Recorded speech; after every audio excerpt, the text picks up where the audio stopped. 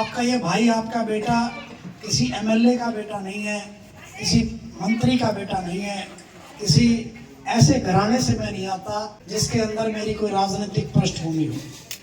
मेरे पिताजी आपकी तरह एक सिंपली अध्यापक रहे हैं। यहाँ पर कुछ कर्मचारी भी होंगे, छोटे व्यापारी भी होंगे, मेहनत मजदूरी करने वाले साथी भी होंगे, किसान भी होंगे। जो भी आप बैठे हैं, मेरा सौभाग्य है कि जिन लोगों ने मुझे यहाँ बुलाकर प्यार दिया है, मैं एक मकसद के लिए निकला हुआ हूँ। नौजवान साथियों, मैं जींद की राजनीति को लंबे समय से देख रहा हूँ और हमसे भी लंबे समय से हमारे बुजुर्ग से देख रहे हैं और ढो रहे हैं।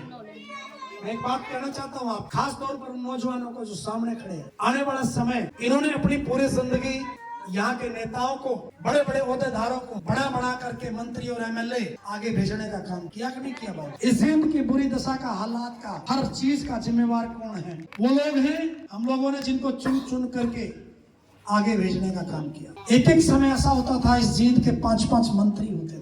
बड़ी गौर से एक बात सुनना, आपके लिए है, क्योंकि कहीं न कहीं 5 साल फिर हम ठगा हुआ महसूस करते हैं। करते कि नहीं करते? मैं फिर से बताता हूं कि मेरा पुरानी जो निवास स्थान था वो पटियाला चौक पे था, आपकी तरह कॉलोनी है। पिताजी 1995 में रिटायर हो गए। उसके बाद मेरा थोड़ा सा मन था कॉलेज टाइम से, संगठन में, राजनीति में मैंने काम किया।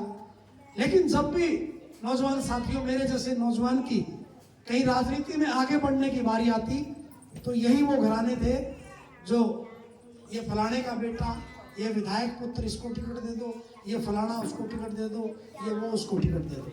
हुआ कि नहीं हुआ? ये आज भी वही है। आप लोगों ने चाहे खिलाफ वोट डाले, जिन्होंने 40,000 वोटें ली, आप बीजेपी को नहीं बनाना चाहते थे, लेकिन बीजेपी के खिलाफ तुमने वोट दी, उसकी भी सरकार बनी, लेकिन तुम्हारे बीच में 46 दिन भी नहीं आए। और फिर वही होगा। मैं मंच के माध्यम से बात करना चाहता हूँ। आज चौधरी भूपेंद्र सिंह हुड्डा, भाई दीपेंद्र हुड्डा, कांग्रेस पार्टी पूरे जोर शोर से पूरे हरियाणा प्रदेश में बदलाव के लिए प्रयास कर रही है। हम लोग भी प्रयास कर रहे हैं।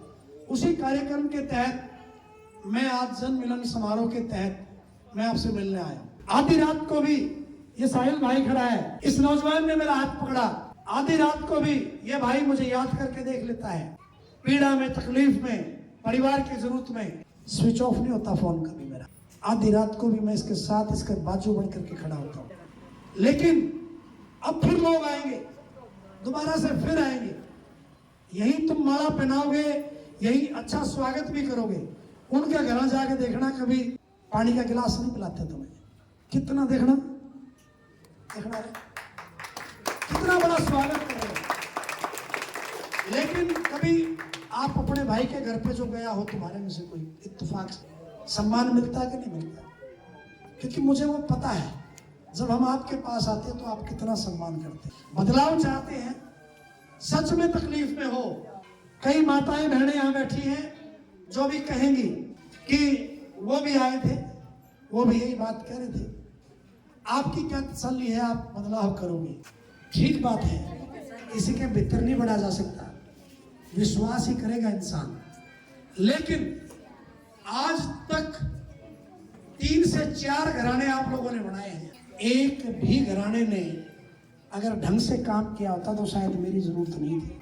बताना चाहता हूं, इस जींद के अंदर माननीय वीरेंद्र सिंह सरीके लोग जो कैबिनेट मंत्री तक बने, कैबिनेट मंत्री, इस्पात मंत्रालय। नौजवान साथियों, सारा दिन ये नहीं, रील नहीं, राजनीति को बदलने में तुम्हारा अहम रोल है। अगर इसी तरह तुम लोग इग्नोरेंस करते रहे, आने पे किसी के भी नारे लगाते रहे, मैं नारे पसंद करने वाला व्यक्ति भी नहीं हूं। मैं वो व्यक्ति हूं, तुम एक कदम बढ़ा के देखना, आपका भाई 1000 कदम आपके साथ चलेगा। आप 1000 कदम चलोगे, 1,00,000 कदम चलेगा। अगर बार बार वही करना है तो वही मिलेगा जो मिल रहा है। मैं नहीं कह रहा, पूछ के देखो बाबूजियों से, कितने बड़े बड़े ओहदेदार बने, कितने बड़े बड़े मंत्री बने, कोई पूछने वाला हो इनसे। आज कहते हैं हमारे विधायक जी चले जाओ काम में, चलती नहीं तो पलाथी मार ले लोगों के बीच में। सबको पता है, लेकिन एक दिक्कत है नौजवान साथियों, आज हम गोत्र में, जाति में अगड़े में पिछड़े में इतने उलझा दिए। आज जब वोट डालने जाते हो तो हाथ कांपते हैं लोगों के। इसकी निंदा यो मेरी जाति का नहीं है, इसकी निंदा यो मेरा धर्म का नहीं है, इसकी निंदा यो मेरे गोत्र का नहीं है। तो जिन गोत्र वालों की दे दी या जिन धर्म वालों को, जिन जाति वालों को दे दी, क्या उन्होंने कभी आंसू पोंछ दिए आपके? क्या कभी इन मोहल्लों की, इन गलियों की सुध लेने का काम किया? अभी फिर आएंगे, फिर कहेंगे, कुछ कान में कहेंगे, कुछ मंच पे कहेंगे, कुछ जाति की बात करेंगे, कुछ धर्म की बात करेंगे, कुछ मजहब की बात करेंगे, कुछ अगड़े और पिछड़े की बात करेंगे, कोई प्रदीप की खिलाफत करेगा कि उसको मत देना। लेकिन साथियों, अगर रियल में हम इनके घर पे चले जाते हैं तो हमसे बात नहीं करते। क्यों नहीं करते? ऐसा क्या है भाई? जब यहाँ मेरा स्वागत हो रहा है तो क्या राइट नहीं बनता कि ये परिवार या आप लोग जाए तो मैं आपका स्वागत करूं? बदलाव करना चाहते हैं तो फिर हम सबको एकजुट होना पड़ेगा। आपका बेटा, आपका भाई, आपका साथी, मैं ये नहीं कहता कि मैं ही बढ़िया, अगर तुम्हें और बढ़िया लगता है तो उसकी बाजू पकड़ना। लेकिन अगर तुम्हें यह लगता है कि उन लोगों ने सदैव आप लोगों को ठगने का काम किया है, तो आपका बेटा, आपका भाई, आपका ये साथी इतना सक्षम तो है, इनका आंख तो करूंगा मैं इनके, ये तो पक्का है। साथियों, अगर रियल में चाहते हैं इस जिंद में कुछ बदलाव हो, अभी भी कह रहे थे बाबू जी, एक रैली हुई, मेरी आवाज सुनो। ये बताइए किसकी आवाज सुनी है भाई हमने? और ये तो सुनी है, कौन सी आवाज सुनाना चाहते हैं? इस्पात मंत्रालय में ना आपको स्टील की फैक्ट्री एक लगा देते तो 10,000 नौजवानों को तो रोजगार उससे न्यारा मिल जाता है। भाषण नहीं दे रहा मैं तुम्हारे भाषण दे रहा हूं, मैं एक्चुअल पोजीशन के बारे में आपसे डिस्कस कर रहा हूं। अगर वो लोग एक इस्पात की फैक्ट्री, एक स्टील की फैक्ट्री जुलाना में, सफेदों में, उचाना में, नरवाना में कहीं लगा देते, कहीं 10,000 रोजगार और उत्पन्न हो जाते। बताता हूं कैसे, कोई नहीं बताएगा तुम्हें। स्टील की फैक्ट्री में जो रोजगार मिलता हो तो मिलता मेरे दोस्त, लेकिन एक रोजगार और उत्पन्न होता। कुछ लोग ट्रांसपोर्ट बनाते, गाड़ियां चलाते, उसकी वजह से कुछ अपनी छोटी फैक्ट्री लगाते, कुछ तेरे और मेरे जैसे नौजवान पीजी बनाते, हॉस्टल बनाते, कुछ लोगों को कारीगरी का काम मिलता, नए मकान बनते, हजारों लोग बाहर से आते। जब एक फैक्ट्री लगती है तो बहुत सारे डेवलपमेंट के काम होते हैं। अरे जींद का दुर्भाग्य है, 1966 का जिला, सबसे पुराना जिला, जहां पानी भी बढ़िया और वाणी भी बढ़िया, आज हालात क्या है? कौन जिम्मेवार है? प्रदीप गिल जिम्मेवार है। मंच पे लेके आओ इनको मेरे सामने, एक बात का जवाब नहीं है इनके पास। लेकिन दुर्भाग्य है नौजवान साथियों, कहने में हिचकुआ नहीं, बोलना तो पड़ेगा। घर पर जाकर फिर इन बातों को भूल जाओगे, फिर से तुम वही झंडा, वही डंडा उठा लोगे। एक बार हमारे मुंह में खोल करके दाना डाल देंगे, किसका? सिलेंडर कम कर दिया, गुलाबी पीले कार्ड भी बना देंगे। अब बना देंगे, अब बना देंगे। लेकिन 9 साल कहां थे, फिरने में काट देंगे। बहुत सारे गरीब भाइयों की पेंशन काट दी गई, किस बात से?